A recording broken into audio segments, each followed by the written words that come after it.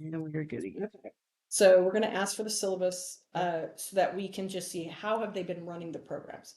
Um, let's talk about what you believe they mean when they say that they want to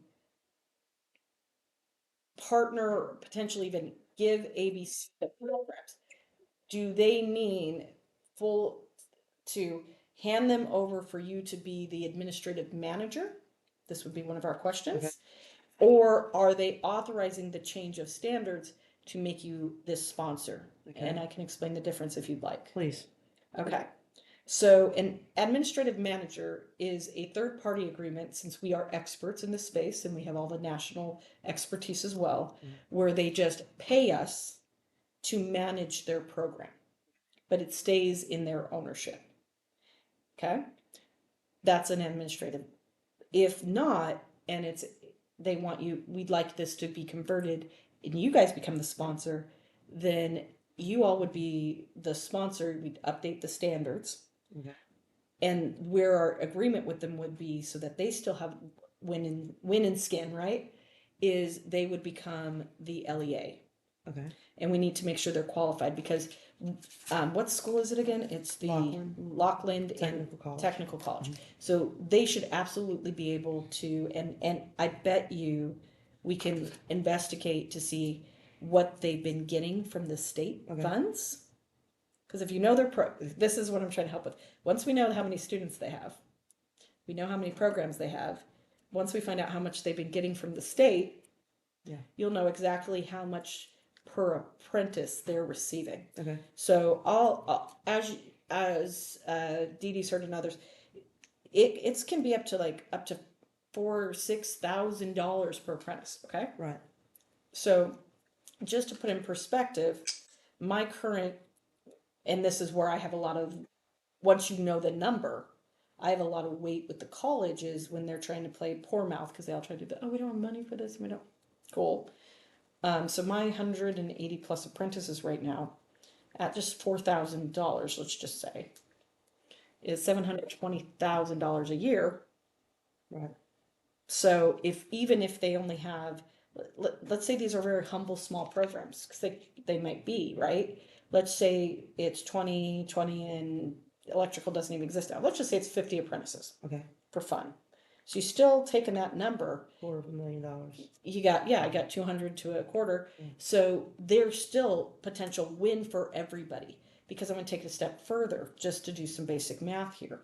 So let's say they have 50 students in it, and that is one HVAC class, first years. They have 4, first through fourth year plumbing. Heck, they're so low. They got 2 here. Okay, so we have 6 classes. Okay. I'm just doing some basic math so you can see. One of the things we have to find out is, back to the instructors, is how much do they pay their instructors? Okay. Okay. Because let's just say they're paying our colleges pay crap here. Let's say They're making between $45 and $65 an hour. that's perfect. And when you get that, probably share on that the with me, lower because well, here in Orange County, the schools won't pay them more than $25 an hour. Well, they get paid overtime, and it is based on supplemental. If you do their hourly that's registered by the state, it's going to show up with what you just said. But if you do their overtime, all the supplements don't count towards retirement, so they don't get to count it towards income. Yeah.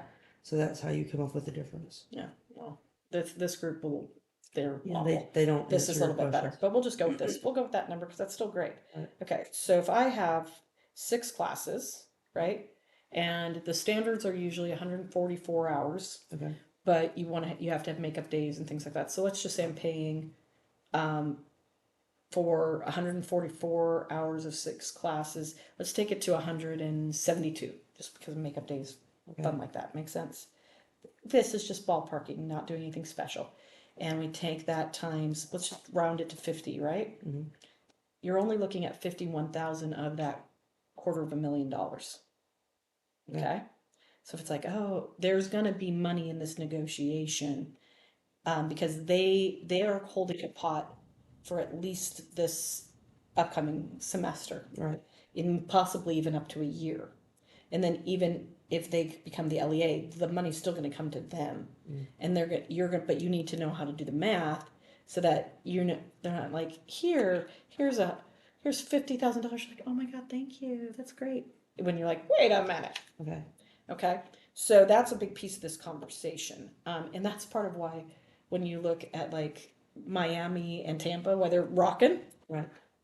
I see. Take all those apprentices times cha-ching. Okay.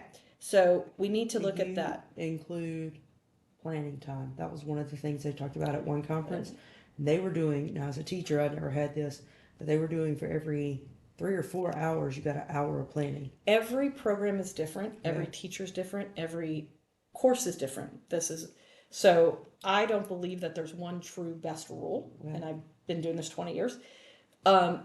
If I have a seasoned teacher that teaches the same class for me every year for the last X years, he's going to need 30 minutes here and 30 minutes here and make that work. I'm also probably going to pay him more than I'm paying the next guy. So a 20% buffer, yeah, whether they're getting it for additional income or for planning, works out about equitably. Yeah, because you're going to have, because there's going to have some where you really don't have much, but then you're going to have, but you should always plan for every class night a minimum of those 30 to an hour. So if it's a 3-hour class, it should be a 4-hour class, right? 30 minutes before class starts, the teacher should be there just in case somebody needs to retest or this, that, the other.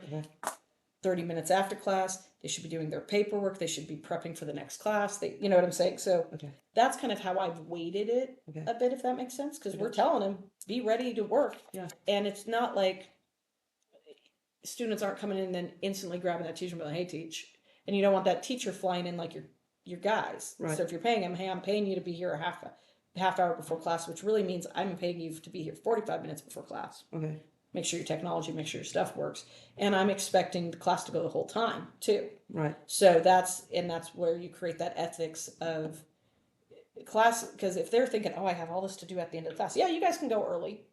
Because a lot of these colleges don't pay attention, and Florida has been very loosey-goosey. Our state director is retiring, so I'm a little nervous because there's going to be a new state director coming in soon. And if they see how mishmashy some of these programs have been run, because your obligations to the colleges look at apprenticeship wrong a lot of times, and they look at it like it's a normal college class. And it's not. You have a federal requirement that if a student's supposed to have 144 hours of RSI related classroom instruction, then how many hours do they have to have? 144. It's not. So that's why if teachers are like, yeah, we wrapped up for the night, so we only were in class for 2 hours out of the 3.5 hours of class, that's a problem. If you have, with the students, and the reason the syllabus and standards matter is because we then want to see, which I'm sure they're not going to have, you want to see the policy and procedure manual that the students, the apprentices, and the companies are following. And they're going to look like deers in headlights, most likely. Okay. Because this is what you're also going to bring to the table. They're going to be like, what policy and procedure manual are you having them sign? What apprenticeship agreements and sponsor agreements are you having them sign? Because you need to see what those companies and students have agreed to see if this is because we might have to say we're going to conditionally accept this change with the following provisional changes. Okay. Make sense? Yes. And I've downloaded some of the other chapters already. I have a file of a lot of those. Yeah. And there's some good ones and there's some bad ones out there. I'm sure. And you can take from the best and, highlight what you like, get rid of what you don't. And then I recommend that once you have them perfect, or you think they're perfect, sending them to somebody like myself, or, now that we've got, at National, we got, from Wisconsin, how am I trying to blank? I'm staring at him. Tim? Milky? Milky even, to say, hey, I think these are perfect. Do you see anything in them? Send them to the two of us and say, can you guys just give them a quick red line? Okay. Just because these are when you're coming in, you don't have to know all this. What you have to remember when you go into this meeting with them, we are a national organization, the largest provider of merit apprentices in the nation. We have, I wouldn't say we have 67 chapters, not all have apprenticeship. So I would say that you have at least 30 to 40 partners with longstanding federal and state approved apprenticeship programs that you will be able to bring in the best resources. Okay. That's, I mean, it's big. That's one of our big pluses. It's huge. We all use each other that way. Okay, so let's keep going back to here.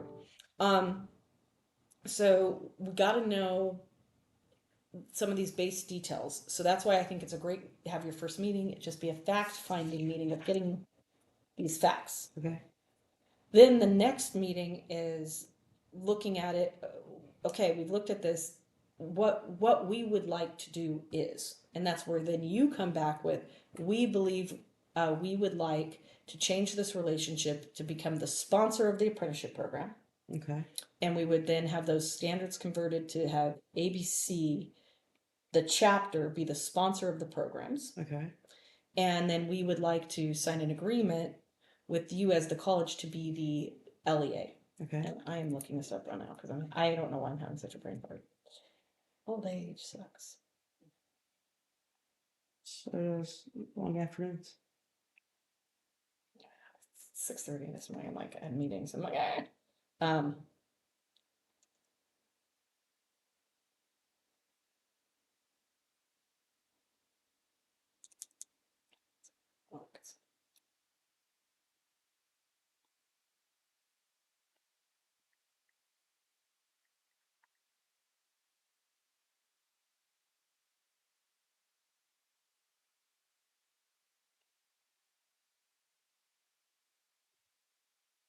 thank you. I'm laughing at myself because I'm stupid. Local educational agency. Mhm. So it's local style. I'm like, what is that stupid L? So it's all apprenticeship programs have to have a local educational agency. So that is their way. And so no matter what, it's smart for them because even if you take over the running and the administrating of the program, they're the LEA. So let's say we made that choice. Then all the dollars come into them, okay, as the LEA. They can have their 10% right off the top for doing nothing. Then what you do in your contract, I'm assuming you'd still use their space. We use their space, their curriculum, their instructors. It's not their curriculum. I'm going to back you up on that one. Hold for a moment. Okay. Because they're using NCCR. Yeah. So that is industry national curriculum that ABC built. They're actually using the curriculum we built. Okay. So don't call it their curriculum. Okay. Just because I want you to empower. Okay. Because otherwise, it's out. You're using their space. You are. So let's go back. Technology access. Yeah. So just their classrooms. Yeah. And computers. Okay. And their tech. Yeah. Okay. And then text tablets for testing and everything. Then you all will mutually agree on using NCCR. Okay. Now, one of the questions I need asked too is, are they a current, which I think they're going to say yes to, are they a current NCCR accredited sponsor? No, they're using SAGIA. What? So Masonry Inc. out of Orlando stops on the other side of Tallahassee. SAGIA, which is Coastal Gulf Industry Alliance, runs from Louisiana to Destin. Okay. They're using SAGIA. I've sat down and talked to them about that already. Because what I think, because we got the money in here, possibly, that be smart. We can work together on this too. The bite of the apple and write it up properly is becoming an accredited sponsor. So then you bring that to the college. The college would be smarter to say, no, what is it? It's like 5,000.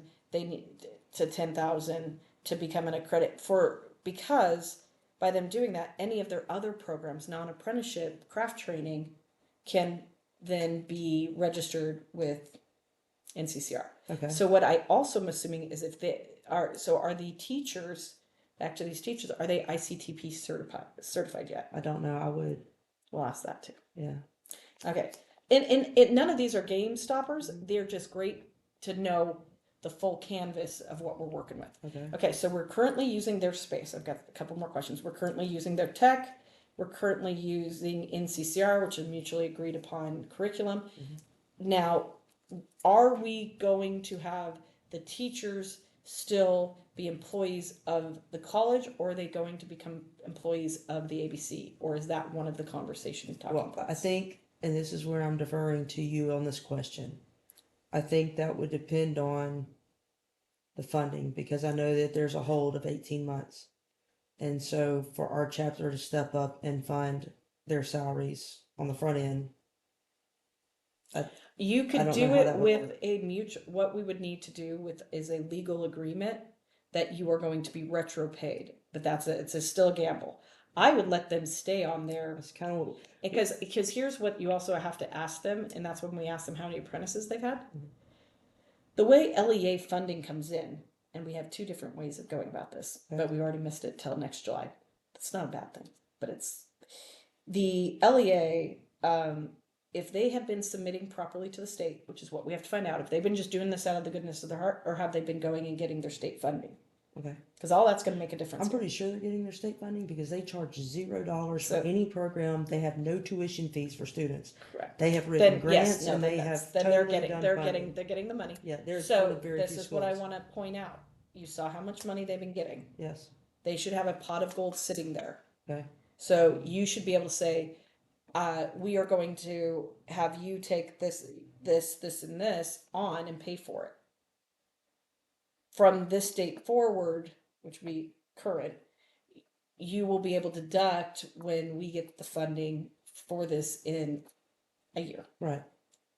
You see where I'm going? Mm-hmm. So they should have the money still, because how the money is funded in the state currently is it's like a 3-year back, right? Mm-hmm. So they get paid. So the money that they've received now, that they received was for apprentices that have already passed. Mm-hmm.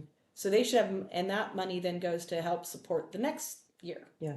So they should be receiving money right now. It's a 2-year hold, and they do counts for FTE in October and February. So that's what I'm saying. So it's coming right now in October. And they announce it in July, but it's not cut until January, and funds aren't released from the counties until the February after. So it's an 18-month hold. Yeah, but they should have money from last year. Yes. Yes. That they should still be holding. Yes. Because if they're accruing their accounting properly, they shouldn't be spending money that is allocated right for this semester. If they are. If they are.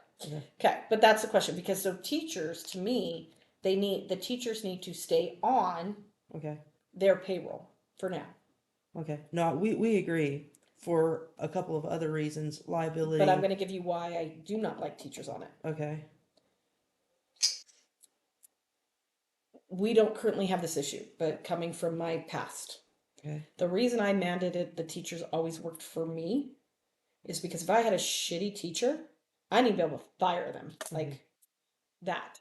Also, when I was in California and Nevada, originally when the programs were at the colleges, the unions would then get their guys to go apply for the job so they could salt the classroom and tell all of the ABC and merit shop apprentices why they should all go union. Okay. Plus, if they're employees of them. So let's walk through this. So right now, I think for the first 6 months, now, I think you just don't upset the apple cart. Let's build the systems out. Okay. One of the things that we need to ask them as well is what is the LMS they're using, the learning management system. Okay. Is what LMS means. Yeah, I think they're using Canva. Okay. I'm pretty sure that's what we saw when we were there. Well, and one of the things that once we know the standards is a big part of the conversation, because we have to see when was the program, if it's properly ran, which if they're getting the money, then it is got standards. When was the last time it was audited by the state? Okay. Because we need to look at the records, because one of the things we'll have to put in very good place is as you guys look at either whether it's being that administrator or the sponsor's cleaner, to be honest, because then we can say, I don't know, us, this was us. But even as the authorized administrator, if you guys take that part over, you want to be able to say, as of this date, we are responsible from this forward, and we're responsible for these items. On the teachers thing, I like them coming to work for me, because the other thing is when you're working with the colleges, sometimes they get stuck. They're paying into benefits they're never going to get, because most of your teachers for apprenticeship are going to be members of yours that are working during the day and then teaching at night. It's typically what you have. Okay. So they don't need the extra money that the whole program's losing, right? Because it's coming out of that fund. If it's paying over there, all the colleges have a heavy burden because they have insurance that they're not eligible for because they're part-time. It has the retirement, which they're never going to get, because they're not going to vest. Supplement. You see what I'm saying? Yeah. So that in itself, you can then control and pay your teachers by merit, because they might be different, but I have found the majority of the colleges, all teachers of this make X. Mm-hmm. Well, if you end up, no offense, with different trades, do these trades all make the same? Right. And so you're going to have that when you're trying to bring in good talent. And if you have a lead instructor who's your rock star, you take better care of them because they're helping run your guys for you. Okay. It's just like a foreman superintendent. You're going to pay them a little bit more. Right. You typically can't do that in the college system. So one of the things, though, that usually has to be put in place when you're doing your classes at a college is then what you do is you write an agreement where, and you yourself would probably want to do it too, is you become an unpaid employee. Okay. Or they pay you like a penny. It's a weird thing. So you still have to go through all of their employment paperwork and their background checking and all that good jazz. Okay. Okay, which is nice to have them do that and take care of it for you. But at the end of the day, the compensation comes through you guys based on merit and performance. Okay. So does that make sense? Yes. So this takes typically to convert 6 months anyway. So, just because they're on contract for this semester already to start teaching and all, you know what I'm saying? Yeah. So let it do its course, get to know all this. I think that's an easier sell for me because I understand I negotiate contracts. Yeah. So every one of them, if they're doing overtime or extra hours, it's a supplement or a stipend. And as long as we can say, with working for us, you're not locked into the contract because the contract's with us, we can negotiate salary with Correct. you in a different way. That's what I'm saying. There won't This be an one's issue not with yet. that. That's easy. But as you're talking to them, this is why we have to find out what are they currently doing. Okay. And that's where we even ran into an issue with Orange Technical College because we had them come and whine because our teachers were talking to the electrical apprenticeship program and one was getting paid more than another of this and that. I'm like, hey, we don't have to. If you can throw your hands up and say, hey, they're not my employees, they're ABCs, and they're like, let's make that happen because we are under no unionized agreements anyway. So that in itself will be the first steps we really need to answer. I am inclined, any chance you can get those programs back into ABC, do it, because colleges, no matter how hard they try, do not get apprenticeship because they will never have the intimate relationships with the employers that we have.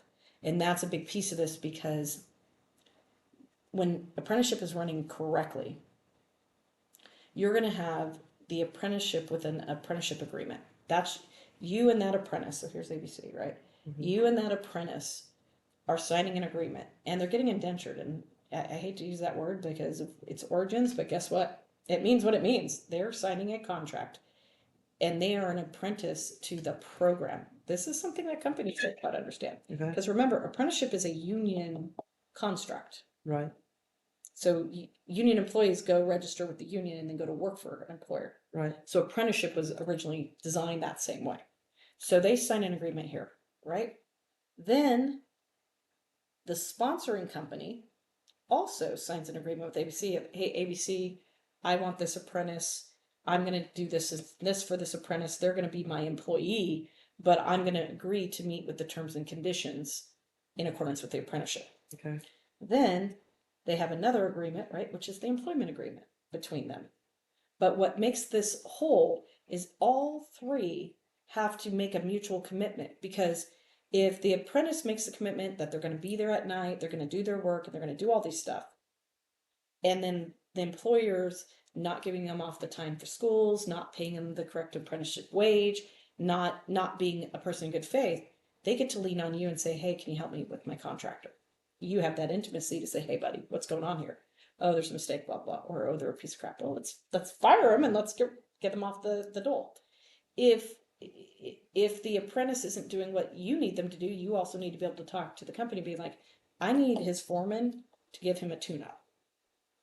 Because we have that intimacy.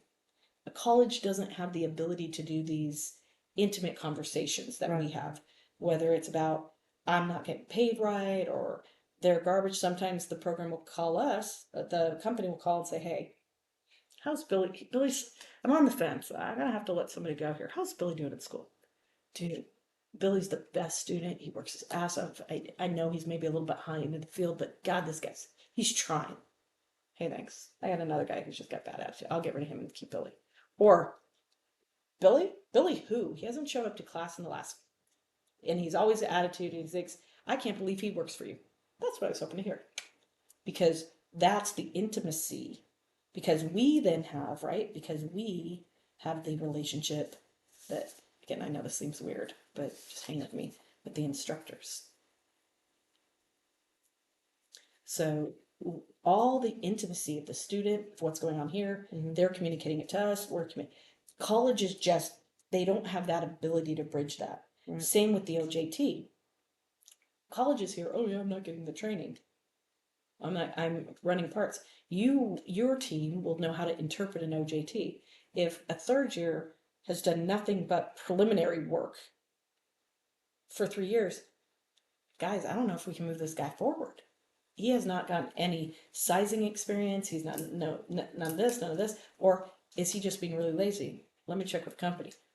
What have you been having him do for the last 6 months? Oh, what jobs was he on? He was on this. What was he doing? Got to fix his OJT. Then we got to slap him and train him how to do his OJT. Make sense? Yeah. So it's just an intimacy that is very hard for a college. And they'll say, oh, we have a coordinator. The way they look at that coordinator, this is the person that's data collecting stuff for me to go get money from the state. That's what a coordinator means. And to get those sign-in sheets or to get that information, or it's for them, it's all about getting the data they need to get money. Right. It's not that I don't love, and I don't mean that harsh, but that's a very different than like if ABC is doing this part of it. Okay. Makes sense? Yes. So that was one of my things is how many staff do they currently have that are servicing these apprenticeship programs outside of the instructors? Okay. Who's the apprenticeship coordinators and team? And they might be like, well, there's not really one. Because if we're taking this stuff over, what happens with them? There's certain things that they would still need staff, because even if you're running everything, you have to turn in reports to your LEA. The LEA has to turn those reports into the state. So there does have to be, no matter what decision we make here, there still will always have to be some synergy of staffing on both sides, which this gets back to the money. They get the 10% off the duff. Boom. They're going to get the instructor pay in the classroom, and they can charge a tech fee. You know what I mean? Mm-hmm. So they're going to get the space, material.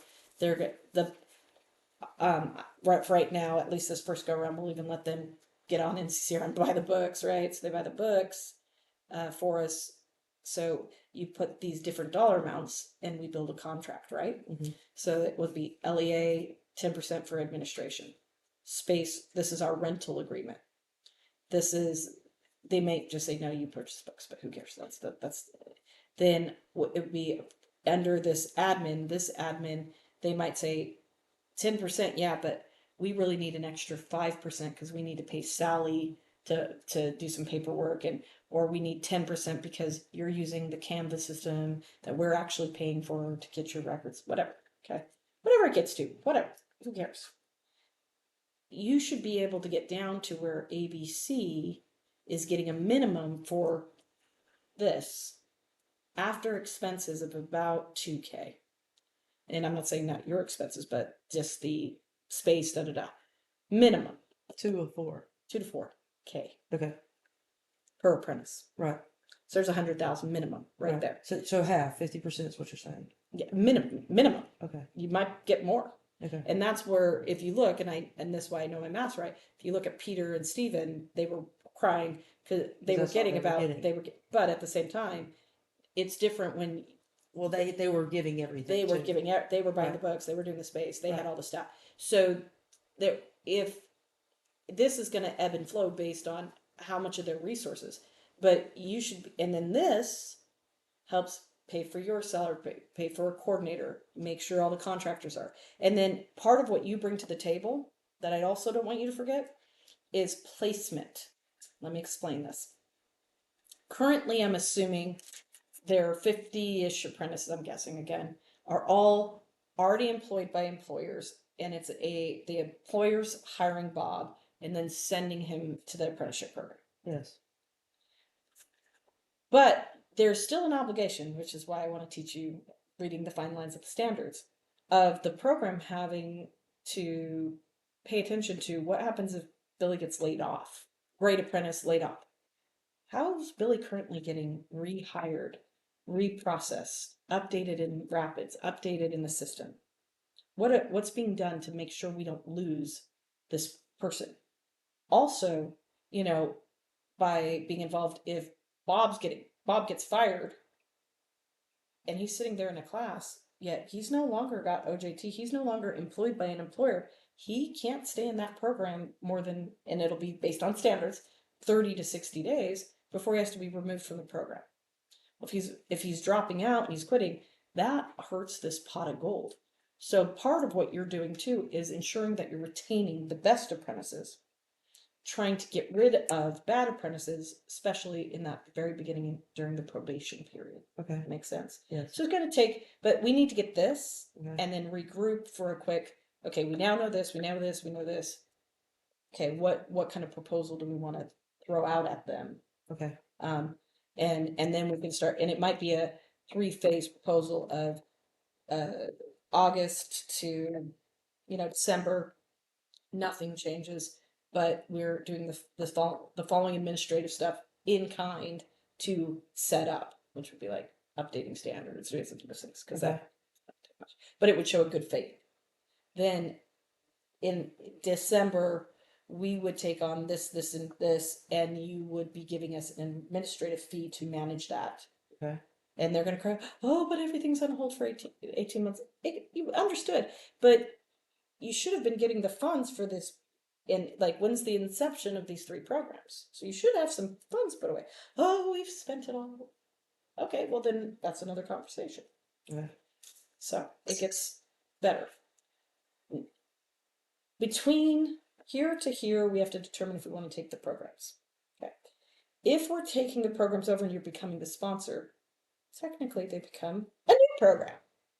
So we then apply for 3 PAGA grants because you're starting a new apprenticeship program. Okay. If we become the administrator, we're still going to apply for PAGA grant, but for an existing program and maintenance grant. Does that make sense? Yes. Which can help offset, which we'll be able to apply for next July. Okay. So to put in perspective, I think I haven't seen this year, but last year, I think between Peter and Stephen got over, to combined, they got over $1 million.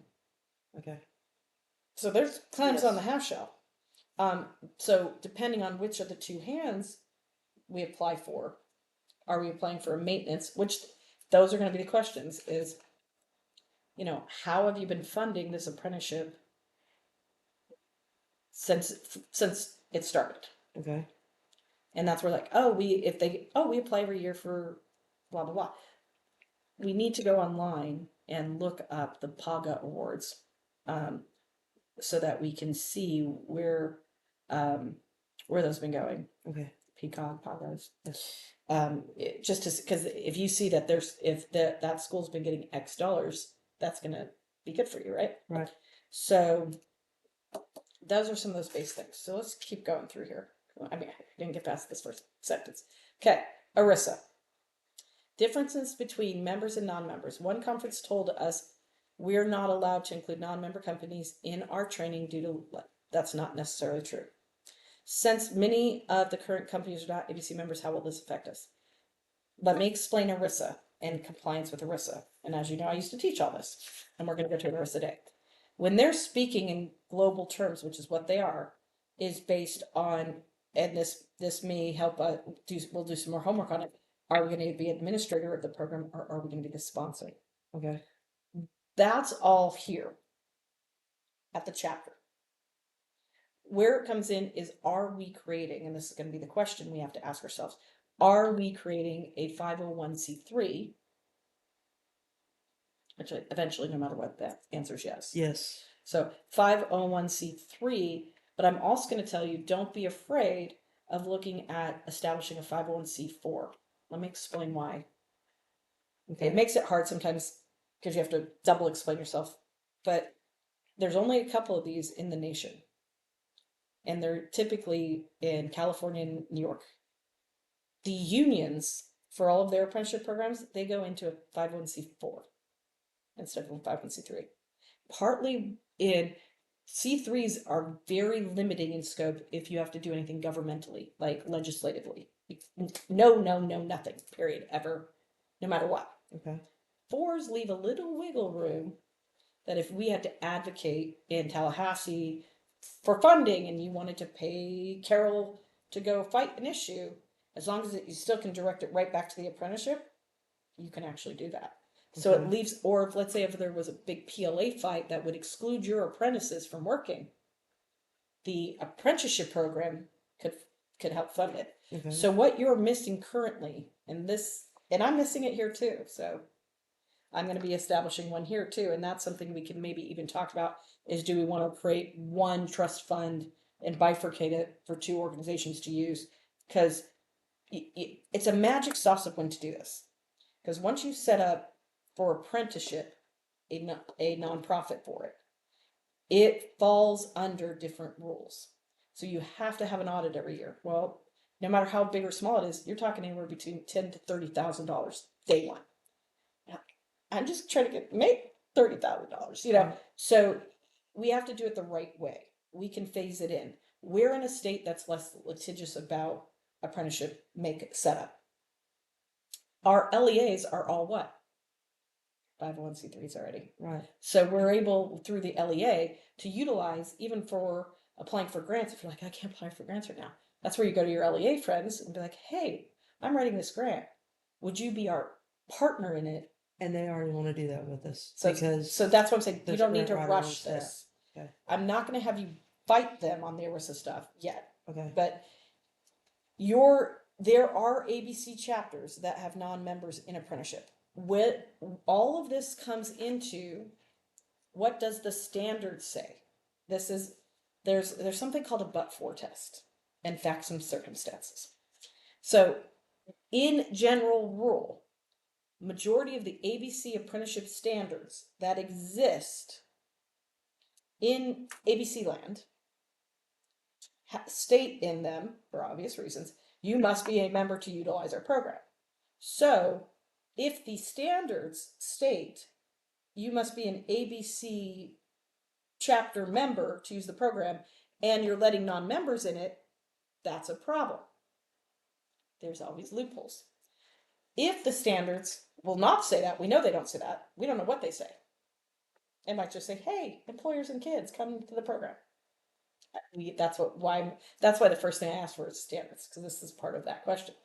But when we go to rewrite the standards, we can be clearer on how to get there. So one of the things you can create is a second class of membership. Doug Curtis and all them, but let me finish. So you can have, I'm an ABC member, and you can even have different rates and stuff. And then I'm an ABC apprenticeship training sponsor. And so you could say, so let's say they're not members, but you make them sign that contract. Even if no money's changed hand, they're now they're a member because they've got a sponsor agreement with you. Okay. So it's all about understanding. But National's not going to have great conversations with most programs because people will misinterpret it. There is a legal way. And what we will do is, once we know what kind of number of apprentices we're working and what kind of money we're talking, I have an amazing trust attorney, but he's average. Most trust attorneys, that's why they hire me to consult with them, because companies are like, are between $400 and $650 an hour. Yeah, we were told It was gonna minimum. be about $250,000 to have the ERISA set up, the trust, to hire the special lawyer. Yeah, That's why we have been on no, pause for it, you. it won't be, Okay, because what you're gonna do is do it the smart way. You're gonna grab what's working at everywhere else. We're gonna put it together. It's still gonna be expensive, don't get me wrong. But we're gonna, instead of going, oh, ERISA attorney, help me write a standards, help me do an employee agreement, help me say, these have all been approved by you and your company. Change the logo from NorCal to, us. Boom. So we're gonna. It's very expensive we don't use pre-designed building plans. There you go. And So that's where a lot of chapters like New Jersey and others, they'll bring me in sometimes and like, okay, we're about ready to bring on the attorney. We're willing to pay you X because you're way less than the attorney, and we want you to sit in the room and fight with the attorney to get him. We don't want to pay him more than 50,000 to get this done. How do right. And he's going to be like, oh, we need to change all these. We need you to say, no, you don't. No, you don't. These are approved. You approved them at this company and that company in this chapter. And so even Milky, they have grants where we can get to that. But I'm going to tell you, don't spend all that money, don't spend all that time until we have it fully rocking and rolling. Okay.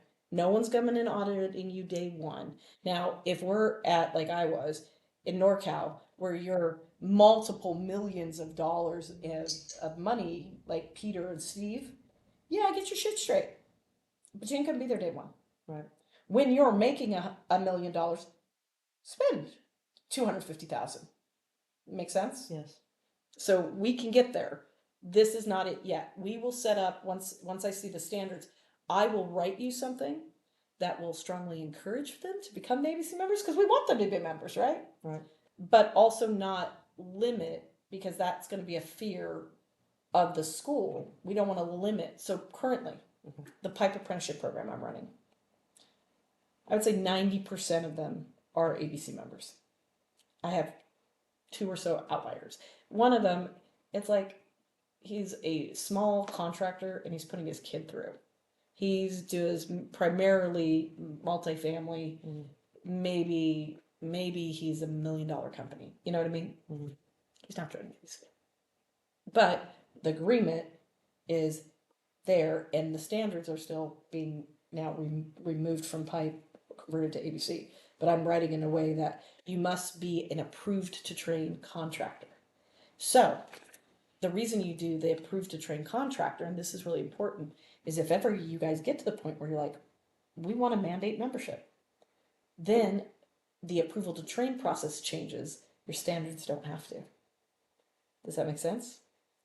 Like, I'd say so let me give it a different way. Okay. So, and I've got some fun samples of, so to begin with, you can approve to train anyone you want, but when you change who you approve, you're just saying, now I'm only approving members. So Yep. it's the standard still says, I got what you're saying. So if you have an approval process, so let's say a company says, I want to put my Billy in your program. Okay, step one for you guys right now might be something as simple as step one. We need to see your contractor's license, because you must be a contractor to enroll and have an apprentice in that trade. So you have something simple like that. 2, you have to fill out this document that you're going to agree to doing all the right things for the apprentice. 3 is normally a fee, but by the grace of God, currently the school doesn't have any. Or Now, you. do you charge members Yes. fees? Okay. So right now, But that's in addition because to the funds. but here's where I was at. Okay. Because we have just took this program over, it had been all the money just like this has been going to the college. None of it had been going outside. So all these years, the stupid program didn't realize before I took that they could get all this money because it was members running it on the side, not through an ABC, anything more formal. So they were charging, and I've just kept it $650 a year to the contractors. It comes up to like $3-4 an hour of training. But so that's where it's like, if there's any type of financial. So if we get all this back and see like, oh shit, they don't have the money, but we need to do this, that's where you might have to put a small fee. Okay. Okay. Maybe it's 150 to 300 a semester. Right. Maybe whatever. And there's nothing against doing that. You absolutely can do it.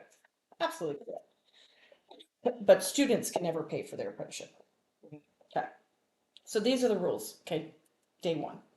So now we're at day 600. 2 years in, we're rock and rolling, and we have the shit. This program is the shit. And we want to start making it more exclusive. That's where you just add step 4 of must be an ABC member to be an approved to train contract. Okay. Now does that make sense how they're saying you must do this? No, you don't. What they're talking about in here, which I'm going to have you go to an ERISA training that's going to come up. I sent for December 9th. But that's like the baby taster. Yeah. You're going to do the big training, and there's a national conference. Once you get this and money's coming in, there's a international MIWA certification program. I went through it for years. That's why I'm such a nerd. Sign me up, because I went through the one conference and I sat in like 4 and I took so many notes. And the truth is, I come back and I told Dee Dee, and not knocking anything, it's not that I'm ignorant, it's that I have been uninformed. Yeah. And so I need more information on it. Correct. And nothing against, it's not something I've been engaged in. Well, and you also have to be careful with statements from staffers saying you must do this, you must do that, because they're coming from the perspective lens of the way their stuff is legally written. And so if the your stuff chapter is they're the exact into. exactly, Okay. if in order to do it their way, yes, but there's facts and circumstances. There's but for, So those are always things I want you to legally think about and question. It's okay to question. Okay. Okay. And when somebody says it's absolute, you have to be there. Okay, show me the law. Because if it's absolute, there's site precedents. Right. And there are rules. We're not going to get in that today because we're here. I don't want to get into the minutia, but there are actually rules about what can be spent on an apprenticeship graduation and not. There's all kinds of crazy, weird rules that are like, here's the legal rule. Here's, the ballot on it. You read it up. But for this, that's not correct. Okay. Okay. And it's all going to be standards. So let's move on to this next one. Wants ABC to cover costs of school staff and to audit hours and track. Well, that's what that 10% that they're going to get from the state is for. That's why the state approved them getting 10% is so they could audit. Now, once you know what kind of money, could you be generous? Like, you know what? You're getting 10 from the state and shit, we love you so much. We're going to give you another 10. Okay. That's going to be up to you. Okay. Because this here, it's not ABC who's going to cover that. It's going to be the state contract, the money that's coming in from the state. Okay. So they're double dipping a little bit here. Does that make sense? It does. Okay. So the financial MOU is going to be based on, we can't even have that till we get these answers. Okay. With the expectation that the school will continue to provide instructors, curriculum, and location. Perfect. And they should be paid for. If they're paying the wage, they should be compensated. If they're paying the curriculum, they should compensate. If they're paying the location, they should compensate it. And what we need to look at is, what have you already received in compensation? Because you reported last year's to get the funding for this year. Oh, well, it's held up. Okay. But it's coming. It's held up because it's frozen. It's not, it was approved. It's in the budget. It passed. The money's legally bound to apprenticeship. Right. But also in the meantime, did they apply for, because the grants were all due July 31. Did they apply for any of those grants? But I do know that the staff member, and I think it may even be the director's wife, is the grant writer. And I know that she's supposedly very effective. And that's why I don't have all the details, but we can get them. And he's pretty transparent. He is not. Well, that's what I'm saying. Most are going to be. Yeah. He's warning. They should he's know. Pretty open about it. Because the money that's directly tied to apprenticeship is different than the grant money that comes in from Peacock. So let's see what they applied for. Okay. Because no matter what they applied for, that should be paying for that. Okay. Okay. Because they applied saying we're going to do this, this, and this. Well, why should I pay you to report so you get paid? Mm-hmm. Not going to do that. what role should we list for each party? Back depends on here. So what you would have would be, again, in my opinion, they're the LEA. And what you are would be the sponsor.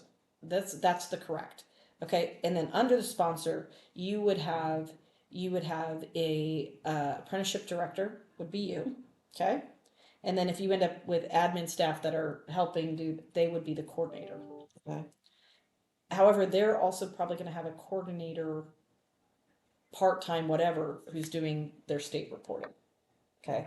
This coordinator is the one that's putting the sign-in sheets in, checking attendance, doing raise letters, because this is also one of the things that, and that's why I want to see these standards, because the standards usually state that every 6 months, every 1,000 hours, whichever comes first, right? But every 1,000 hours, you're every 1,000 hours you're going to get a percent increase. A lot of times this is ignored in Florida because a lot of the standards have a really low wage scale. But all apprenticeship programs are mandated by federal law to have a wage scale.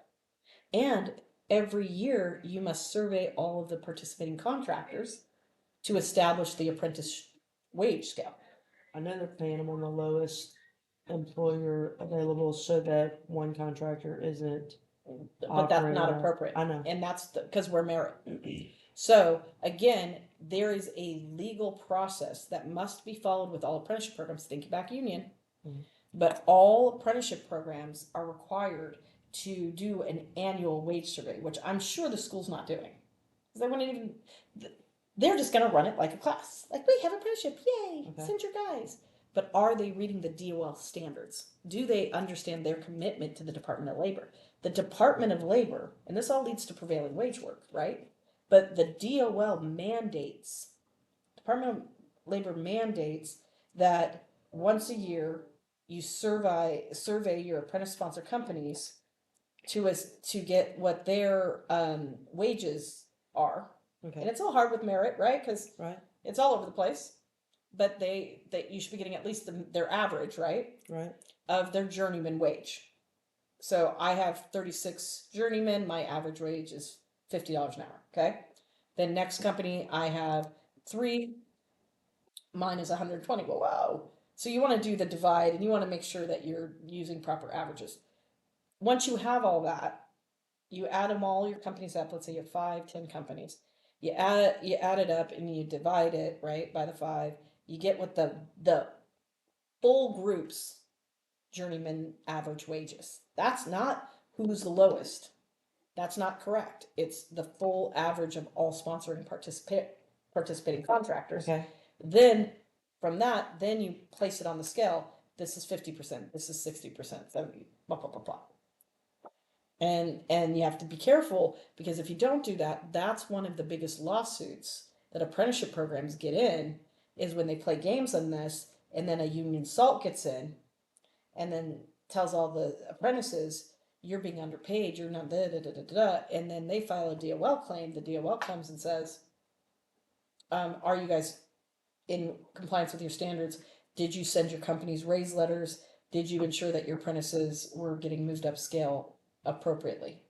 Did your apprentices have a way to communicate with the apprenticeship committee on issues, wage discrepancies?"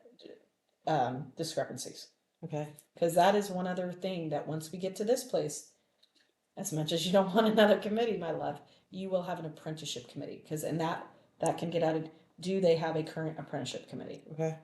Because again, these are federal rules. The state of Florida has been very wishy-washy on apprenticeship. Will I need a board as well? Not yet. Okay. We'll get to that. Your apprenticeship committee is where they are going to evaluate the standards every year. They're going to evaluate the program. They're going to be your disciplinary counsel if you've got an apprentice who is failing to meet their obligations. Okay. So that they can come and they determine if an apprentice is going to get dropped. Okay.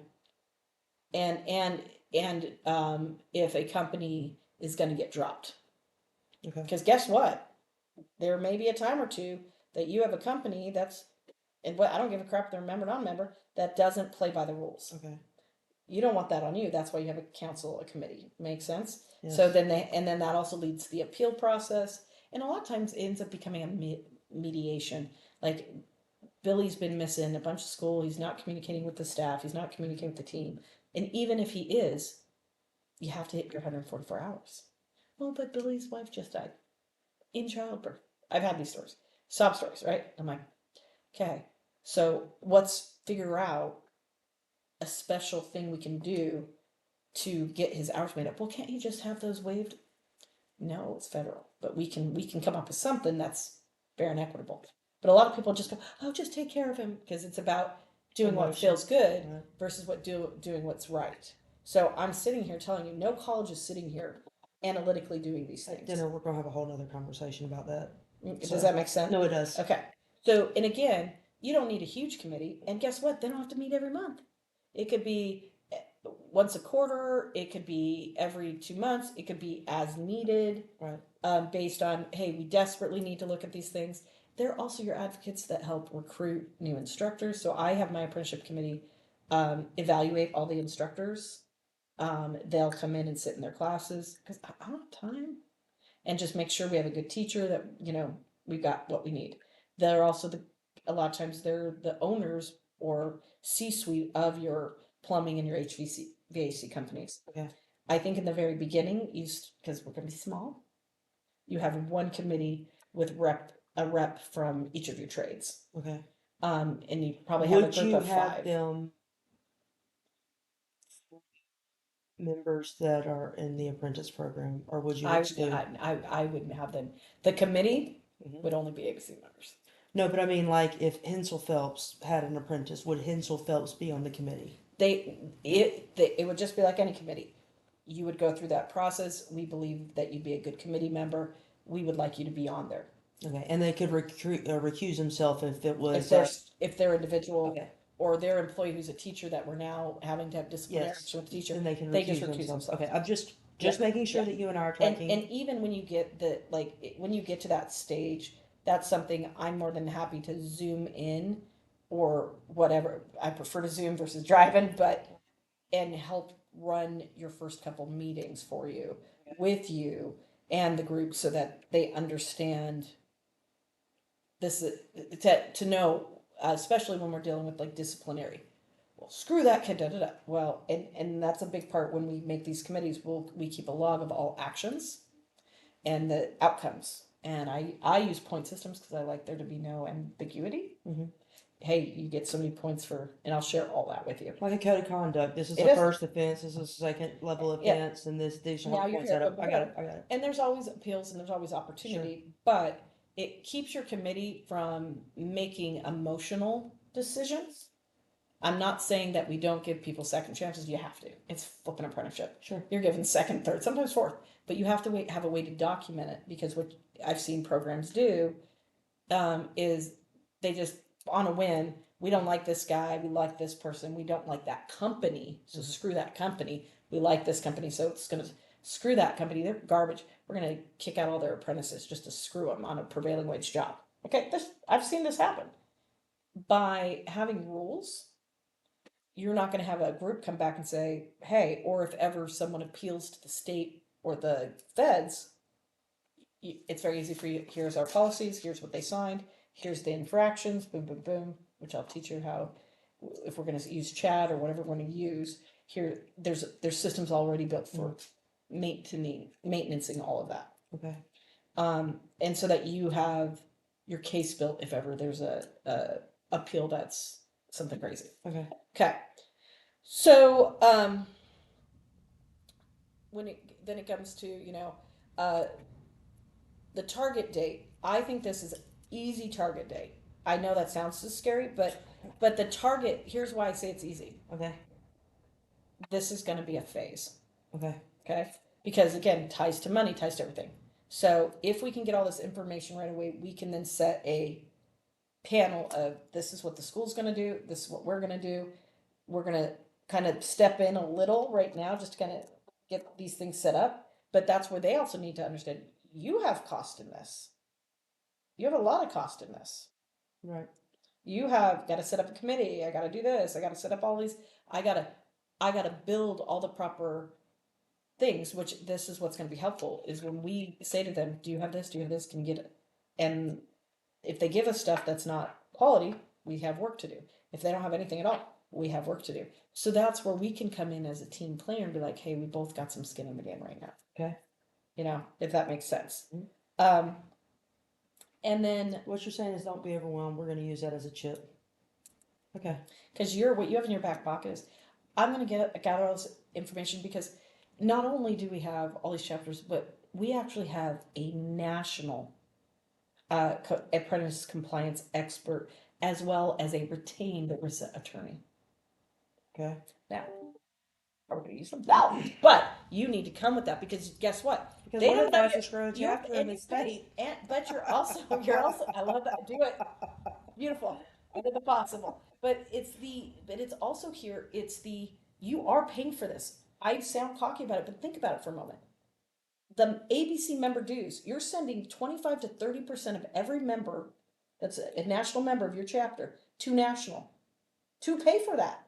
So guess what? You get to say, Brandy, we are paying blah, blah, blah. You don't give the dollar amount, but we are actually paying to have national, federal advisors and legal experts. So we want to take this over, but we do have to ensure to take it over and put the ABC brand. And as you already know, our resources include retainer, da da da da da. And as you can see, ABC take our chapters off, because that's why I always say we're one chapter, right? We're one big ass organization. If we could all just see that, right? We're the largest provider of apprenticeship in the state, so we want to take this on for you, but we have to ensure we're doing it in a way that doesn't put any risk on our thousands of other apprentices that we have. Okay. Make sense? Oh yeah. Okay. We're buying and selling cars right now. I've had 37. This part I can do. I just need to understand what we're doing. Use me as the nerd for this stuff. Okay. Because again, I have started apprenticeship programs. I have closed more ABC, gone around the country, like flipping Gordon Ramsay, like shut it down, because I had to, like, if you look at New Jersey, and you can call them on it, I helped them to get all their programs up and running. Okay. Because all of a sudden they had all this money, and I'm like, you're going to get audited because you just passed a law that now has made you a fucking pot of gold that just money's just going to keep coming, but it's supposed to be for training. So they had millions and millions of dollars and like 30 apprentices. And they're like, yeah, we have apprenticeship. And I'm like, mm-mm. So I'm like, let me help you build this. Let me help you. And then I built a system to where all these companies, just to work, they had to send the money to the chapter. And I said, make them pay less if they have apprenticeships. And they're looking at me, wait a minute, but they're actually using us. And I'm like, yes, you need bodies to justify your existence. You don't, no offense, you don't need more money. You got more money than God. What you need is legitimacy. So if you have an apprentice and you train you pay this almost nothing. If you don't have an apprentice, if you're not giving us a body to train, you're paying us triple. And they're like, oh, well, that's going to cost. No problem. Because again, if it's like, shit, I'm paying for all this? Yeah, send Bob. It made a difference. And now they just bought a flipping Walmart. They're converting a Walmart now. I saw. It's like, anyway. We had a training room though. We're the fastest growing chapter in the state. With DeWalt sponsorship this week. Yes. Boom. Yes. Dee and Kelvin. And table sponsored by our members in 30 minutes. Dee and Kelvin. Sorry. This made it worth it. It's all done. That part check. That part. Okay. So that's the compliance requirements, again, I can't give you those without the standards. Okay. And then what we will do is we will take their standards. I will give you, based on the current standards, here's the rules. Based on the standards I think you should have in place, here's what additional rules and changes we have to have. So, because we want to play by the rules. So that's why when, we're looking at that date and you're like, oh, this date we can make stuff happen based on their current requirements. Okay. Then what our real goal is to take the next 6 months to get to August, where we're launching. So this is going to be the soft launch. Does this make sense? Mm-hmm. We're launching the, updated, improved, enhanced state and federally recognized world-class apprenticeship programs with those changes. Okay. So this can happen. This can happen. Easy. Okay. This is the harder one, and this is what's nice here is even in August, we'll have this time in between of are we putting in for more money? What money by then? What money's coming? What's not coming? What changes do we need to make?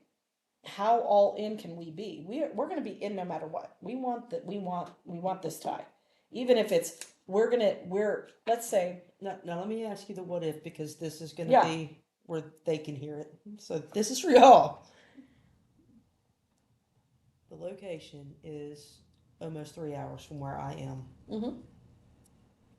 The hard part is we don't have staff in that location, so for me to go back and forth, it's costly right now for the Absolutely. chapter. How do we do this efficiently and not totally take Yeah. me away from everything in our area and Yes. drain the funds of our budget at the same time? 90% of this Okay. I can help you do sitting here, never once walking in that facility. So, which so, means so so here. this is what we're charging for the majority of everything. Okay. Okay, going back and forth. Most of even this intimacy Okay. happens this way or through a Teams and Zoom. Okay. As it gets off the ground, one of the things we may have to do, stutter stepping in, we need to look at who are our members in that area. Who's got just an amazing HR guy that wants to make a little side piece in the evenings, Mhm. 10 hours a week. Okay. You see where I'm going? Yeah. That can go and smile at the students, say hello, pick up sign-in sheets, say hi, check on them. And that's why I like the HR type people, because they also are ones that we can understand confidentiality, understand, because not only are we talking about ERISA, but you have FERPA as well, the Family Privacy Yeah, Act stuff. So you see where I'm going? Yes. So what I would be doing if me, instead of running back and forth, or if the school's got somebody great that they're like, well, We could with do a you taking contract this with on, them too, just like we did with the teachers. Got it. Okay. but they've got to be your employee. Yeah, and they also have to be accessible. Yeah, they have to be For our ABC loyal. Yes. That's what matters. ABC loyal is what's matters. Yes. Got it. So even before I took over Pipe, that's kind of what Pipe had been doing. They had a gal that worked for Orange Technical College during the day, and then she worked like I would say 8 hours a week for the program to do all their administrative BS. Okay. Okay. Here's the thing that's the secret sauce, which is kind of once this is up and running, and it's a lot of work at the front end. But if you look around the country at all the biggest, baddest ABC chapters, what's the one consistent in all of them? The apprenticeship program. Period. End. That was the hardest. I needed to get out of California, but the hardest thing for me to stomach was to come here and know I was losing the largest revenue source I was used to having.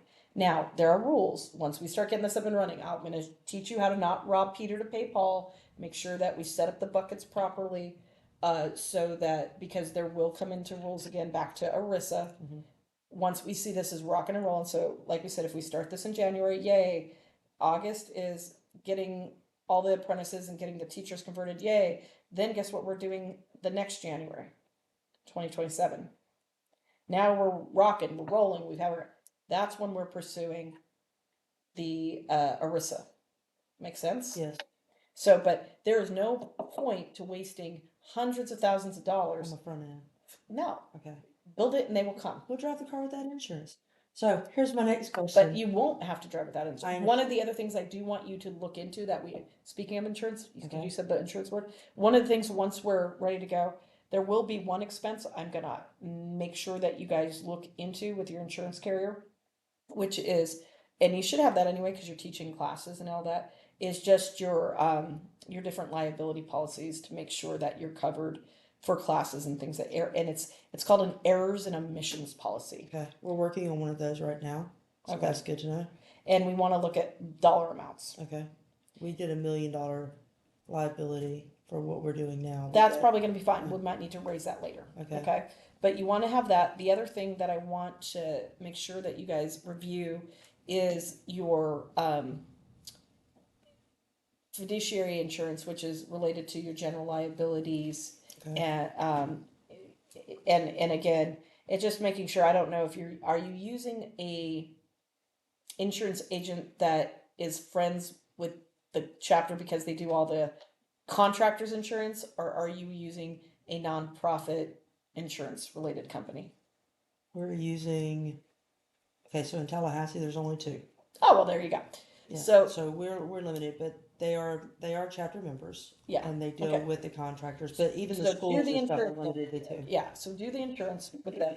What I will work But now on, this is gonna be in a different location, so I can't go from our area to theirs with Yes, you can. policies. No, there's rules. There used to be rules, let me back up. There used to be rules that had to be in county. That's why there's only two in Tallahassee that the school board could use for all their liability insurance and all their health insurance. They couldn't shop out of the county. and that might be a state Florida rule, because for ABC, like NorCal, I had 48 counties. Right. My trust had one. And maybe if Policy. our trust is covering all those, it opens us I up. think it will. But that's today, something I need to yeah. find out later. And I do see what you're saying, Right. because each school's its own entity. Okay, so as we grow, for right now, we're still doing all the mega stuff there. So I don't think we're going to need multi insurances, okay? Because the entity, it has to get the insurance in their location, and then they can list, like I do it here at ABC. Like when we go to state convention, and Elvin has to put out fires. So when I'm hosting the state convention, we contact our insurance broker and say, I need to add this location under our events policy, blah, blah, blah. Yeah, we just did that, and so we had to give the square footage, the address, like all that stuff. Yeah. That's what we're working on now for the training facility. And what we'll do, and again, get what you Okay. get right now. We're not making money yet. Okay. As we start making money, what we'll do is we'll audit like-sized programs. And we'll get, because I don't trust a lot of it, we'll get like 3 or 4 of the different apprenticeship programs. And the poor apprenticeship program's like, I probably don't know. So Dee Dee and I can just work with the president and say, hey, can we get copies of your policies? We're doing a comparison to see if there's anything, and again, I don't want to read 50 pages. That's where I go to the broker. I make them earn their keep, and I'm like, hey, here's 3 programs. What do they have that I don't have? What do I have that they don't have? So I can give them feedback. Both. And I make them. I don't feel so bad now because I can look through ChatGPT to figure it out. But it's helpful. So like for example, years ago, Shandon from San Diego, and she's brilliant. She was like, oh, and I'm like, hey, do you have this in your insurance? Oh, I'm sure we do. And I'm like, you might want to check, because I just found a loophole that in the Chubb, it was Chubb insurance, which we were all told by National, you need to use Chubb, you need to use Chubb. So I was looking at evaluating Chubb. Chubb gave me a thing, and everybody else was on Chubb, and I wasn't.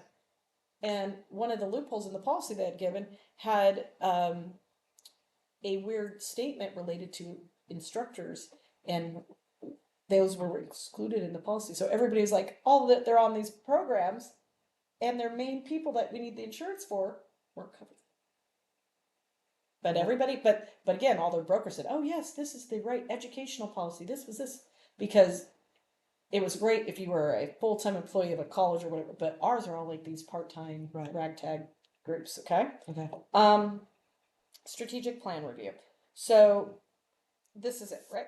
Yes. Okay, let's take a look. And to give you the background, this is trying to create what is in the grant, but also theoretically would be covered through the apprenticeship program, because it is teaching a core plus version like what NCCR started, but we were writing this before they said it.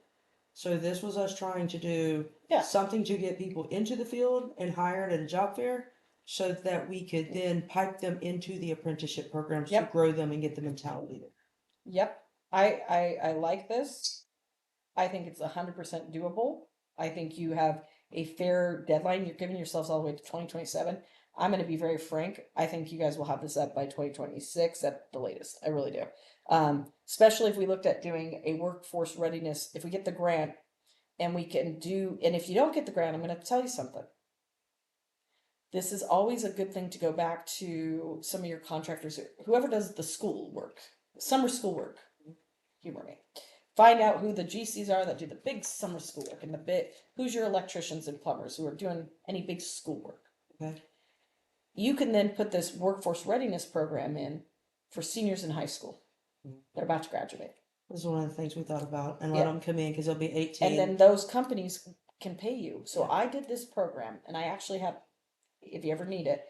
So I did this every year in California and in Nevada, and I did it as this night program intensive, 80-hour core, boom, boom, boom, core plus, right? Boom, boom, boom. And then they would do that after school, boom, boom, boom, and then they were all placed on summer work. And then if they were going to college, God bless you, now you got some money in your pocket to go to college. And if you're going for architect, engineer, you got a little more behind the ears that'll help you to understand. If you needed a job and you need a job today, now the next sweet spot of that is because they had finished that, then I could fast track them in the apprenticeship program as well. And that having the core will do the same thing. Correct. And there's funds that can be taken from it. Correct. And so we were going to partner with the schools. We can bus in, and we started this, we can do it in both counties, but we started in Leon because we can bus in from Wakulla, which lets us apply for Triumph. What is Triumph? Triumph is the water money for the New Horizons. Oh, the New Horizons. Yes, Yeah, sorry. yes. So we're eligible for New Horizons. They have a couple names for it. I know. We're eligible for Trimmer because of being ABC members, because of looking at the ability to either feed into or now Yes. work with apprenticeships. We're eligible for Peacock. And you're available for Fair Source. I didn't know that. But we can apply for Lowe's and The DeWalt Lowe's as and well. Yep. Milwaukee as well. Yeah. Well, the DeWalt and the Milwaukee's are going to give you they're going to give you stuff. But that could be counted as in kind for the 100. Trimmer. No, all of this. Yes. Yeah, we're going to count all Right. for all of these. Okay. So we're going to leverage all these in kinds. With Trimmer, here's the problem with Trimmer, and we'll get to how to write the grant. Trimmer's going to pay for a lot of things. They're willing to pay. They don't pay. They typically don't. We'll put in and we can try, but I'm just going to be very transparent. They have really made it a rule. Things may have changed recently. I'm not on it this year, but they don't pay for salaries. Right. So we can get everything else we need, the books, pay the rent, all the materials. We can come up, whatever we need, but they won't pay for the teacher or the facility, or the. right? I've seen them pay for the facility Okay. before. Okay. I absolutely have. However, the marketing material, they'll everything else. However, I've also never had a problem.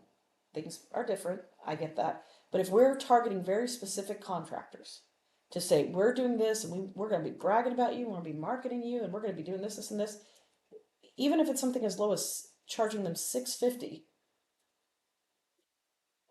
a student. I'm not saying you're going to make a ton of money. You're going to break even. Right.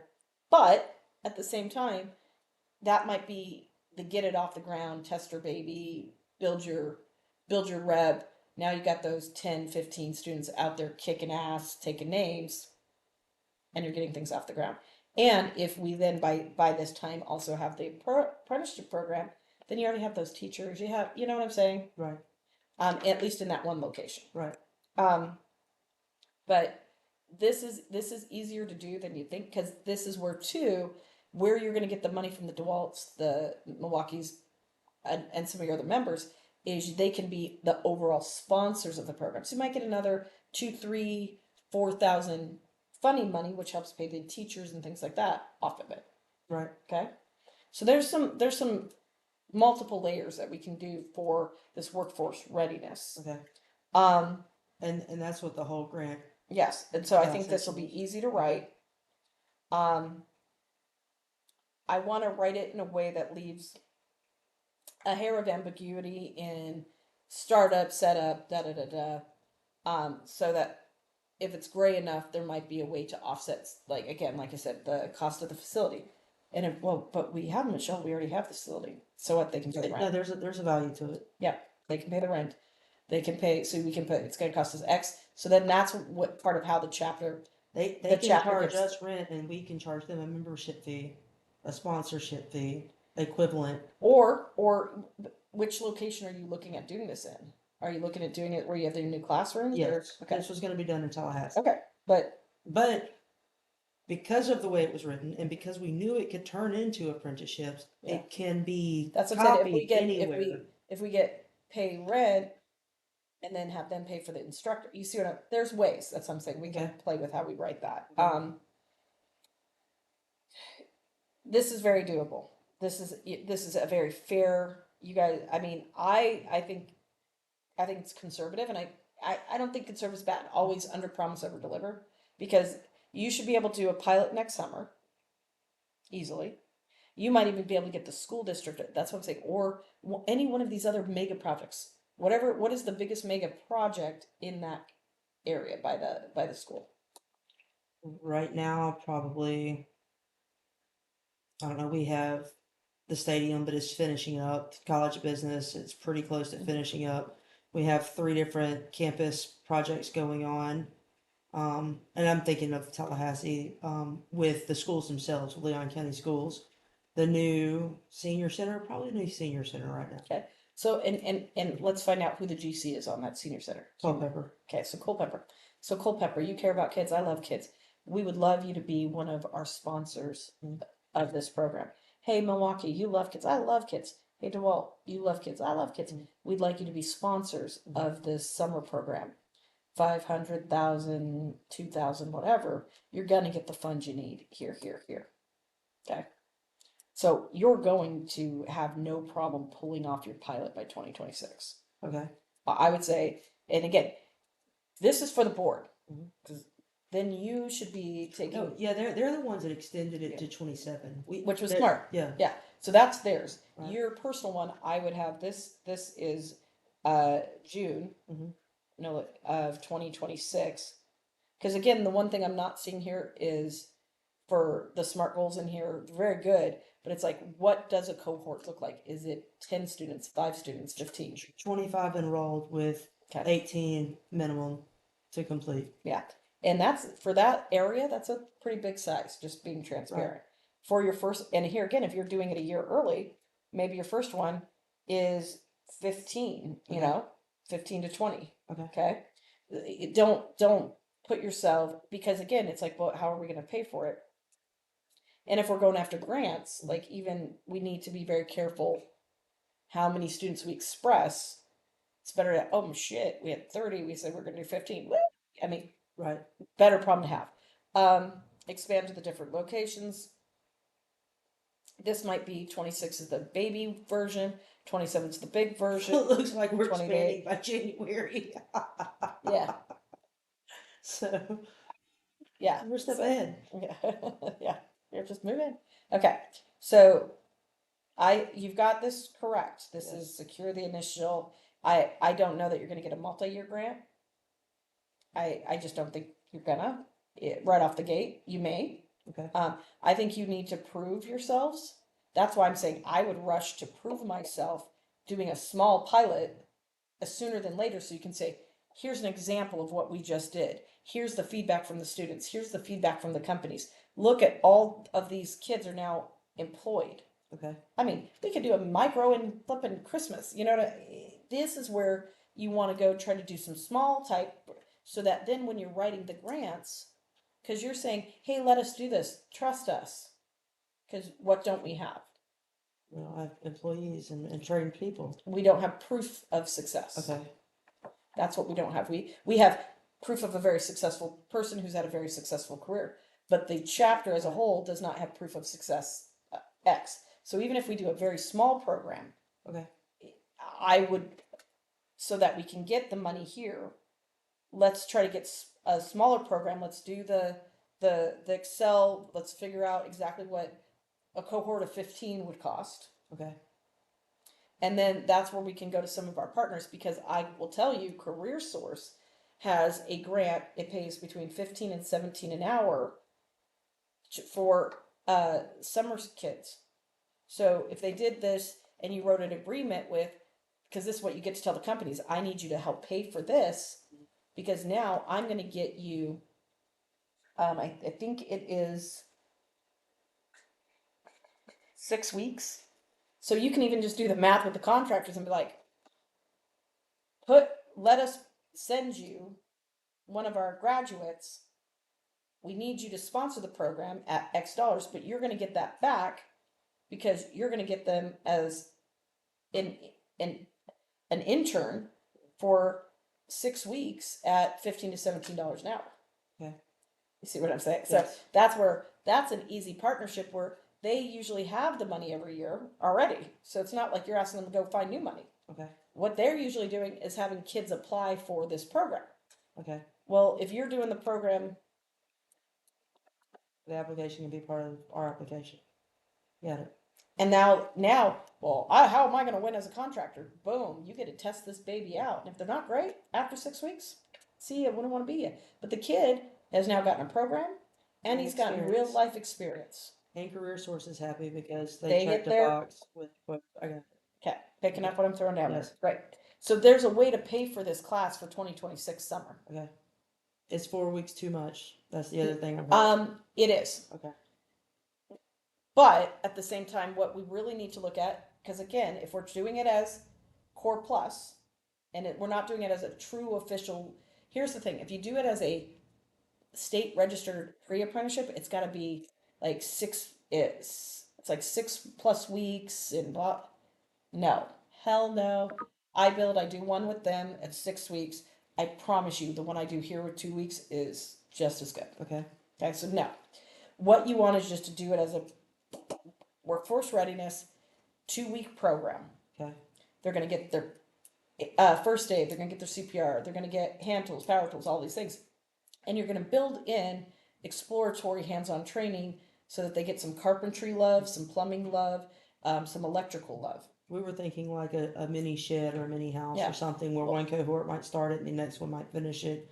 Correct. And they could be auctioned off for fun Well, stuff. even like we've done everything from even like we did one place we did chicken coop. Have you seen Lightman? Yes. So we I did asked Corey for a copy of the pattern. Oh yeah, So we, yeah, 'cause I too. wanted With to Robot some- Man, I Lightman. heard. Cute. I didn't see Robot Man. I'm waiting to see him. So. Robot Man's downstairs. Okay. And yeah, I'll show you Robot. Okay. But Lightman is it. But so they take that home with Right. them. It's like empowering. But we've done in the past where we've done projects, community service projects. Like we had a park that needed all new park benches. We had all these different things to think about. And I know we don't want to go residential, but what about Habitat for Humanity? Yeah, we've done that before. Okay. I've done that where I coordinated with Habitat because in California I didn't have the career source with this like free money, so I was like, oh, how am I going to get them their OJT in the work readiness? So what we would do is we did class with some labs every week for the 2 weeks. We did the classes, and then on Fridays we went to Habitat with a punch list of multiple different tasks, and we would get members to volunteer too. So Habitat loved it. Right. So we had journeymen to supervise them, because the Habitat journeymen are not ones you'd want Right. supervising. And we have a good relationship with them. Yeah, so we there, could then so that's set not that, a problem. and then have them go out cohorts. I've also done it where we split and had half the class in training, and then half the class over at the Habitat, and then the next week. Okay. So okay. Makes sense. it gets a little bit hairy on how to do it, but it's possible. Okay. The other thing, it's all about like, do they have 3 houses in 3 different orders right next to each other? That the transportation is the number one killer of these programs. Not for us, because we have Metro city buses. All students have free access to. I just There have you to go. apply for the cards. Perfect. And the stop is in front of the school, as long as it's in a location that's close. So we have the access to that. Yeah, that's perfect. And then the only thing they'd have to work out, but again, they're getting paid, is getting to those job sites. Right. And if they'd still count as students while they're on those job sites for that 6 weeks if we did it right. If we rate the grant of it As an externship, Mm-hmm. because they do externships on campus, and then that's fundable for time counted in seats, which then gets money from the state. Are you getting it? I got that part. Listen, this is the part I do get. Here's your this part Here's I your have 8-week to learn. program. You Okay. see what I'm saying? Now it's an 8-week program. Now, if you really wanted, we could probably tie for a pre-apprenticeship, but if it's tied this way. But the problem is, what happens if this dries up? The career source dries up. That's where it's sometimes hard to get the members, as much as they bitch and moan across the country. We need skilled labor. What they're really saying to us, and this is something you're going to learn real quick if you haven't already, is what they're saying is I need that 6 to 7 year guy or gal. So when we're like, oh, you need people. Oh, I just did this first year. Take them, and they're like, no, that's not. I need 6 7 year guy. Right. And that's like wanting a unicorn, and it ain't gonna happen. So people's desperation is gonna lead to this success, especially as we're getting closer to there. Okay. This is written correctly. Okay. This is correct. And again, I think we're gonna up some of these and some of finalize fully developed curriculum. It already exists. Well, and I took it out when I sent it to you, but I've created curriculum and I have videos and it's there. So that's what I'm saying. That can be checked. And I'd love to see and share because you're great in that space, and I know we could learn from you on that. So I'd love that. Identify and secure instructors and backup instructors. Amen.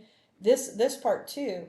I'm gonna tell you, you will be shocked how many of your contractors will donate their people to come spend a day. So like when we do this camps here, we pay because he's a high school teacher. He's getting screwed. He doesn't make enough, so we pay him for the 2 weeks. Mm-hmm.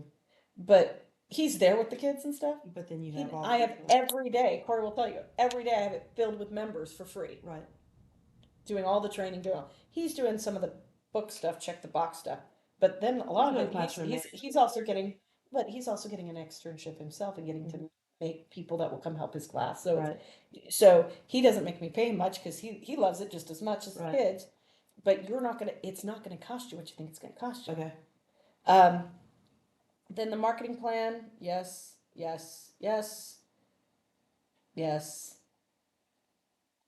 and then I'm gonna add here. You have to add. I'm gonna say because you have the marketing here, but now it's the post marketing success story and press releases. Right. That makes sense. And I'm gonna add and track for minimum best attempt for minimum 2 year placement of. That's on my list of things from this week. Was tracking. Yeah, know where they go. Mm-hmm. Stalk your kids. Yeah. And when you place them, that's part of why in all of this stuff you want to know who your kids are. And I'm also going to give you a challenge here to think about a little bit more too. Is as we talk about this workforce readiness, you have to put together even every one of our summer camps was targeted at different like grade levels. Like this is an just exposure. This is you're going to go through this here and then you're going to work this summer. So, and it'll go straight to work permanently. Right. So you are going to have to think about that as you grow these programs.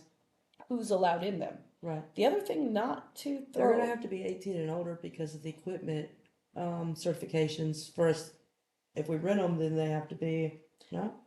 Why do you feel that we're talking to JLG next week for the simulators. Yeah, but and be careful on that contract. Okay. Do you see the simulators out there? I saw Cat. And I go all the national ones. Mm-hmm. And it's not that I don't love them. I flippin' love them. It sounds sexy as hell. Mm-hmm. You get in that fine print of you have to make sure that the number of certifications I had to complete, and I'm cocky and arrogant. I was like, I don't know that I 100% can do that for the equipment I wanted. So you talk to them, kiss, see what they come up with. Just don't sign a contract till you let me see it. Okay. Because then what I'll also do is what we're doing here. So I was like, Mom, I'm so sad. I was going to have all this JLG. Mm-hmm. You know who uses all the JLG stuff? Sunbelt Rentals. Mm-hmm. You know who's one of my biggest members? That's a supplier? Yeah. Sunbelt Rentals. Of course. You know who it can be? And they can do training for free on site. Yeah. And free for you doesn't mean you can't charge for it. Doesn't mean you can't put a grant added into the cost. So they just none pop of up and do all their stuff.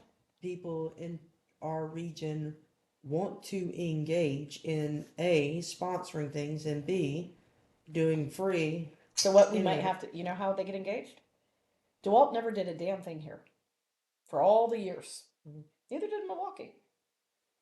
I called Ron, we're besties, and he definitely took care of me in NorCal. I came up here and had him sponsor 4 things. That's all it took. Okay? Enterprise Rent-A-Car, strategic national sponsor, blah, blah, blah. Was doing big stuff for me in California, wasn't doing dick here. Cool. There's a great company I met, Wilmer. They're a fleet rental place that's a little less than what Enterprise. I now have ABC bucks. Wilmer gives me a cut, like a little bit of kickback that members can use towards training classes or whatever they want to use it for. So it doesn't come truly to me, but it gives members more ABC experiences for free. Okay. It's really cool. Well, now guess who's back? Right. So what we may have to do is do 1 or 2 things with Okay. like with this. I need to know who your people are. Well, my ex-husband just took over the Ring Power Rentals, which is Cat, like literally 2 weeks ago, and he's ready to jump in and sponsor some things. And their members. And guess already. what?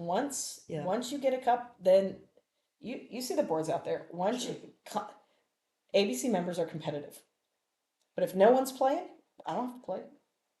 Once all the members of that are seeing this guy everywhere, and like how the DeWalt room happened, PCL, it's a big player, and Lithco, our clients that love DeWalt, love them, ran into the local BD guy and was like, and he's there to sell them the next pile of goodies, and he's like, I don't know if we're gonna contract with you. We're actually having a meeting with Milwaukee. We've been you're one of our biggest accounts, blah, blah, blah. What's going on? What did we do wrong? I thought it was a Milwaukee room last time I was here. There you go. I mean, I'm pretty sure it was red when I was here. I had a bunch of stuff in the closet and hadn't done the room last time I was here. You see what I'm saying? I do. So so they literally said, no, it's not about us. It's why aren't you better than what we're seeing? Because we know how much money we give you, and you're not taking care of ABC, but they are. So we'll go with who's taking care of ABC. And all of a sudden, so there's pockets we can use for that. But that's where some of this is going to matter. Okay. Let's talk about this. And I want to know your why. That is because Norman, one of our members who's on the board, is going to be the sponsor and has the connection at FAMU. Okay, so we've identified the school. He's specific. That's what we only have 2 schools in our region that has the program that we need. One is UWF, construction management. Okay, because like my UCF doesn't have construction management, by the way, the one that took second in the nation. I thought they were required to by bylaws. Nope. Okay, well. No. Well, that has not been my listen. No, then I don't know that hasn't been my priority, and I don't think it needs to be too. So this would be one that I would tell you. And I'm not taking that on. That's going to be Norman. No. Well, and that's what I was going to say. This is just like you see what was happening today. The collegiate committee. Right. You guys advise the students. You take care of the stuff. Corey's dropped some balls on some stuff, so I'm a little disappointed in that, but we'll fix that. But it's them, and it's like they then go to the national competition. They help them get their project done in time. They do all that. And what I would recommend Norman, if he's interested, and I'm willing, if as the year goes, because we start getting hot and heavy in September with our collegiate committee, because you've got competition, you've got a big fundraiser to raise the money, if he wants to zoom in and just sit while he's working on other stuff and hear kind of what it takes, because they're not going to be successful unless they're trained to be successful, right? And so you guys can make this happen. They're not going to make it if you don't have it up now. They're not making it this cycle for competition. No. But if you want them to make even next cycle for competition, as crazy as it sounds, the next March is not that far away when it comes to all this stuff. Right. There are do's and don'ts that are easy.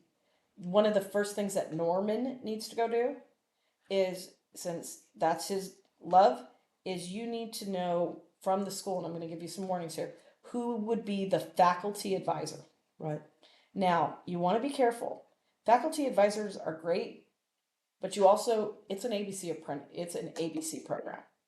So you want them to be a partner, not think that they can tell ABC what to do. Right. They're there to guide and da da da. But when it comes even for the competition, you, again, all those other teams, their faculty advisors, they're mainly who's getting them prepared.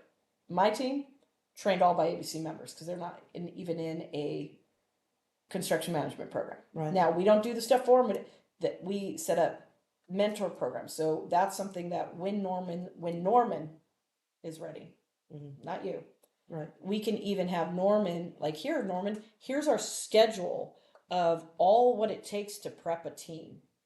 Here's what it takes to get members to buy in. Here's how much money it costs to send a team nationally. I love it.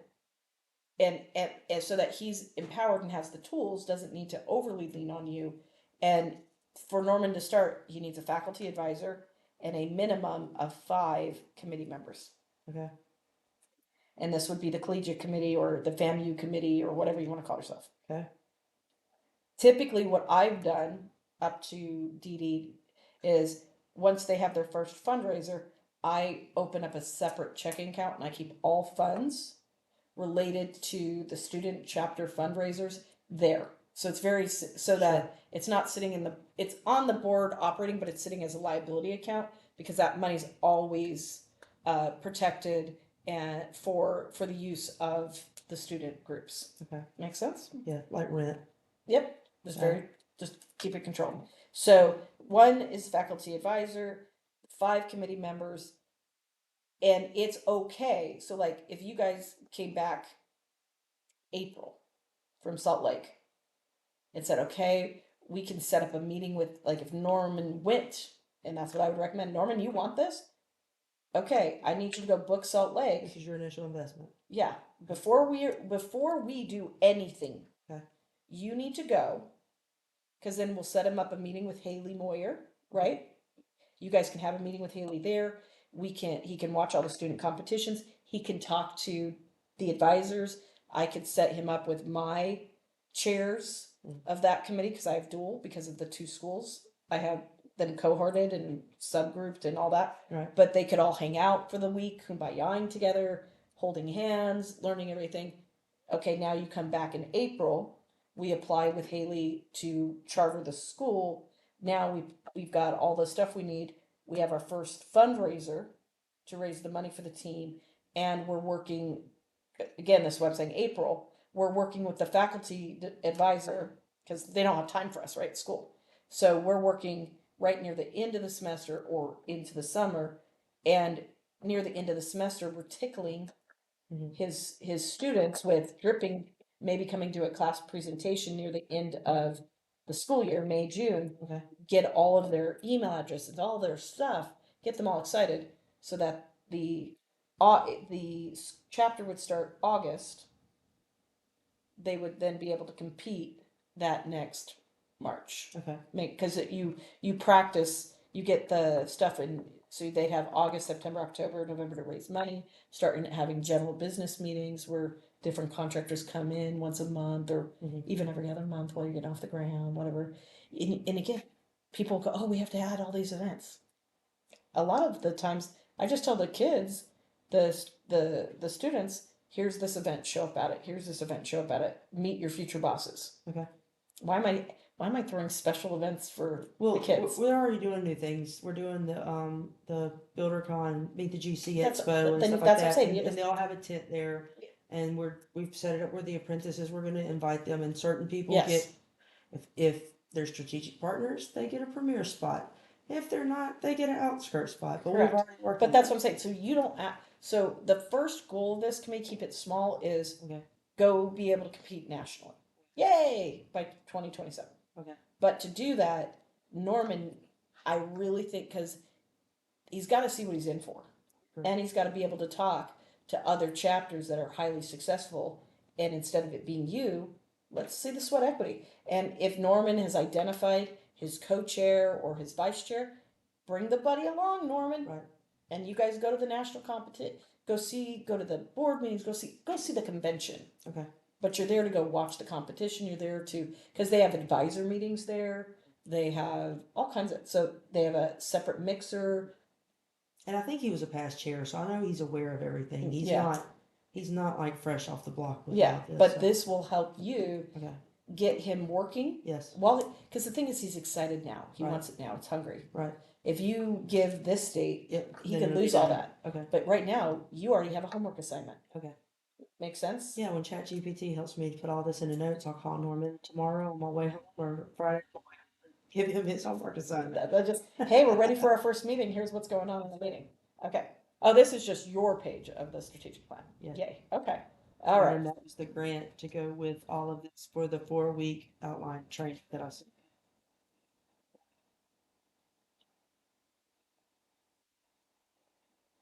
Yeah. Let's see. Make it kind of out of order. It might be. Okay, let's see.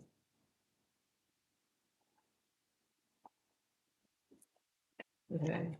I'm gonna open this. So this, I'm gonna stop because